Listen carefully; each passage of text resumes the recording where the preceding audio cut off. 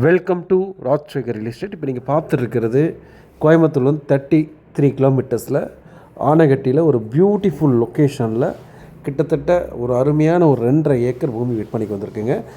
சும்மா சொல்லக்கூடாதுங்க, ரொம்ப அருமையான ஒரு பூமி, நல்ல ரோடு அப்ரோச் இருக்குங்க.